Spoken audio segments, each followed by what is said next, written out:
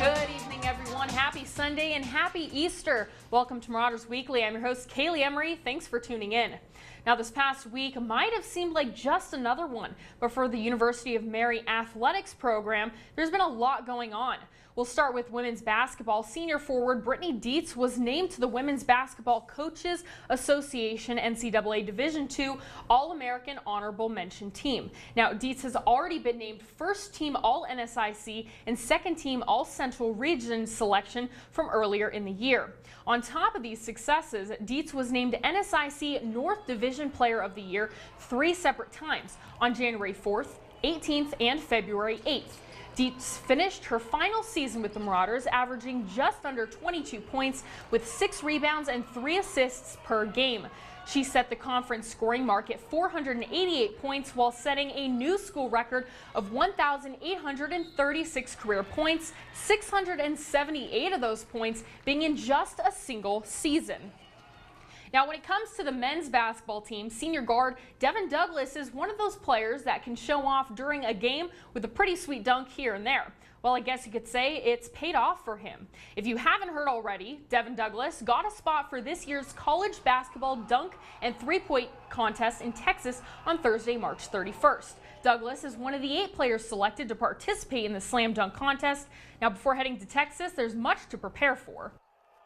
I'll be looking at videos, YouTube videos, and just like catching those ideas. And sometimes I'll be in class just daydreaming about like what I'm going to do and stuff. So I don't know. I just got like a lot of dunks in my head. I try to keep a lot of dunks in my head just in case like if I'm going up or if somebody's going before me and then they want to do the dunk that I want to do. So that's why I keep it in my head a little bit. It means a lot actually because it gives me an opportunity to go out there and show people like that.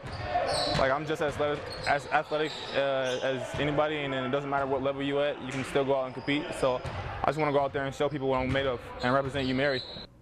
So if you're not busy on Thursday night, you can watch the slam dunk and three-point contest on ESPN at 8 o'clock Central Time.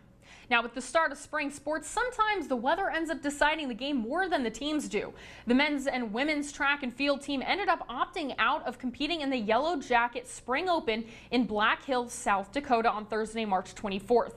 This was supposed to be their start of their outdoor season, but instead they'll begin on April 1st through 2nd at Augustana's Vance Butler Invitational in Sioux Falls. And speaking of bad weather, this season of spring isn't really feeling much warm, as earlier in the week a number of games were canceled or rescheduled due to weather conditions. For baseball, the Marauders were scheduled to travel to Sioux Falls to play the University of Sioux Falls, but instead they ended up coming here for the 2 days of games.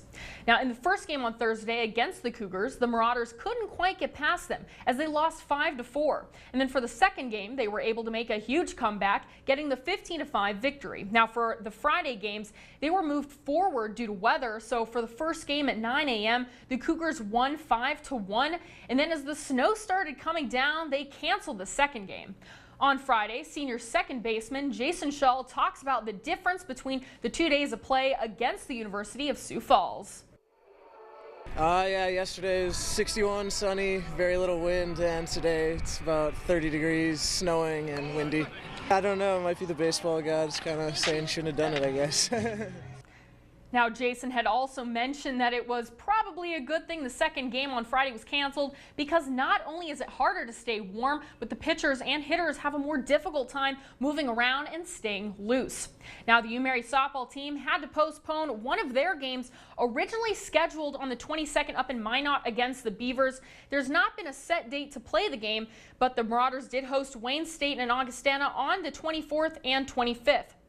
In the first game on Thursday against Wayne State, the Marauders fell to the Wildcats 6-2 and then fell a bit short in the second game, losing 3-2. On Friday against Augie, the Vikings beat the Marauders 14-3, and just like the baseball team, the softball team canceled their second game for bad weather. And speaking of the softball team, joined with me now is senior third baseman, for now, Emery Rodriguez. Thanks for coming in. Thank you for having me. No problem. Now, since we're on the topic of spring sports and, weather, how exactly has this weather been affecting the team? Well, agreeing more with the baseball team there, it does affect our pitchers and catchers trying to stay warm and stay on top of it. with a lot of the pitchers, they have to keep warm with our pitches and screwball, curveball, and then your wrist kind of tightens up. It's not a fun time, I have to admit. And with our hitting and stuff like that, I mean, sometimes the snow's pounding you in the face and a little ball's coming at you. You're like, maybe let me guess that there's a ball coming this way. I'm going to swing for the fence there. But it is a really hard sport to play outside. Most of the other sports are inside, warm, and it's really nice. But coming from warmer states like California and Washington, it's not really a good time to play ball outside, I have to admit. It kind of affects all of us in different ways. But yeah, we're gonna go with the pitch, I guess. Yeah, now especially for you women, you know, you guys are at the top of the hill, so so the wind is hitting you and it could be even worse. Does the team really prepare for that kind of weather? Well, the day before I put up a windscreen. I don't know how much that kind of helped. It's kind of coming in the opposite direction, I felt like. But coming up and playing on the hill, I mean, it is a different experience. The ball can be coming at center field, and then here comes the wind, and it's at right field. It's like, well, I kind of overestimated that one, I guess. But it is a really difficult situation, but I think we do the best that we can with the uncontrollables, I guess. Now, real quick here, you know, how is the team performing the start of this season? I think we had a rough season coming out, like just starting out. I think we got really excited in Florida and over in Vegas. I think it was the weather. We were all excited to touch dirt, and we've been inside since August, and then we come out and then we did really well hitting and fielding and whatnot, but then kind of get back, and I think we get depressed with the snow, to say the least. But I think we're starting off strong. We have a young team and not too many seniors, and we're just getting to know each other, getting the cohesiveness kind of going in our direction. But I feel like we have a promising season if we can just piece those puzzle pieces in, and then we can get on wrapping with that. All right, thank you so much. Well, stay with us. I'll be talking more with you coming up, and we'll get to know one senior baseball player after the break.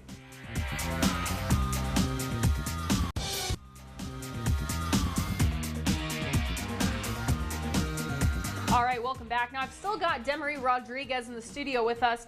Now, to finish off our first half of the interview, talking a little bit about when you guys were in Florida and Las Vegas, how does the preseason really help you girls for the start of the regular season? I say that Florida kind of helps build our relationships with each other. Because most of us, we were practicing together and whatnot, but then games really get us like cohesive with one another. I say spending about all of our time together for 10 days is enough to build a relationship there, and then we have our games and building who works well where, who handles what position well, and the lineup going 1 through 10, and seeing how things kind of work for the rest of the season. So I think Florida is a huge trip for us. So it's just me. All right, well, you know, in Florida it definitely helps, I think. Now, besides a new coach, has there been any really big changes to the team for this season? This season, I say that we started off on a completely different page than we are now. We had our former coach, Coach Kaleigh, and she is no longer with us over as a Marauder family. And then we had a couple of teammates who decided to go on a different path this year, so kind of changed our numbers, which is kind of hard going into the season with injuries or some other circumstances that can fall into play. We always have to have some type of security blanket. And we had Coach Shaw come in this year, which was a great transition. We got some good direction, and I think he made he kind of gave us some guidance, and we really appreciate him coming in and showing us that our season could be joyful.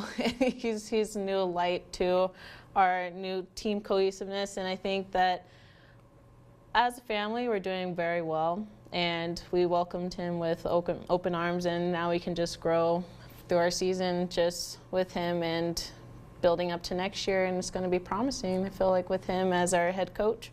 Great, well, wishing you guys the best of luck.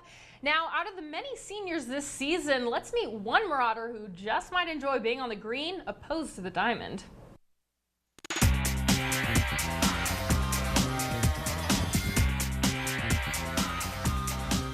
Mason Schiff. I'm from Dickinson, North Dakota, and I'm a senior this year. Probably just the culture. Everyone's just nice, and you definitely won't run into anybody that won't help you out. Probably golf, even though it kind of contradicts baseball, but I definitely like the golf. Probably other than baseball, it's probably my favorite. Probably Jordan Spieth. I got to go on a mission trip to Antigua, Guatemala. That was pretty cool. I got to build houses down there for about a week and a half or so. So that was pretty sweet. Probably a golf trip somewhere, or to go hunting somewhere. I don't know, probably up in Canada or something, but probably golfing somewhere over in Europe somewhere, Ireland or something. I'd have to say Mexican food, and it's a place in Dickinson. It's called El Sombrero.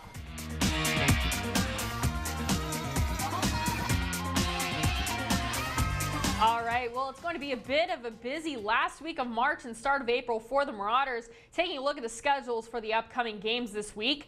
First, we've got baseball, who they'll be traveling to St. Paul, Minnesota, where they'll face Concordia on both April 2nd and 3rd. Their first game on Saturday is at 1:30, followed by 3:30, and then next Sunday for their second game of play, they'll begin games at noon. And then for the softball team, they'll be on the road for a while, as their first stop is to play Bemidji State on Tuesday, March 29th, and then they'll travel down to Sioux Falls to play the University of Sioux Falls on Saturday, April 2nd at 1 and 3, and then their last game of the week is next Sunday, April 3rd, where they'll be in Marshall, Minnesota to play Southwest Minnesota State at noon and 2. The men's and women's track and field team will be in Sioux Falls to start their outdoor season the beginning of April for the Vance Butler Invitational on both Friday, April 1st and Saturday, April 2nd. So there's definitely enough sports to keep these Marauders busy through the week, but that's all I've got for this edition of Marauders Weekly. Happy Easter, and I'll see you this time next Sunday. Thank you for watching Marauders Weekly. Join us next Sunday as we showcase more Marauders athletics from home and away in Marauders Weekly, exclusively on NBC North Dakota Sports.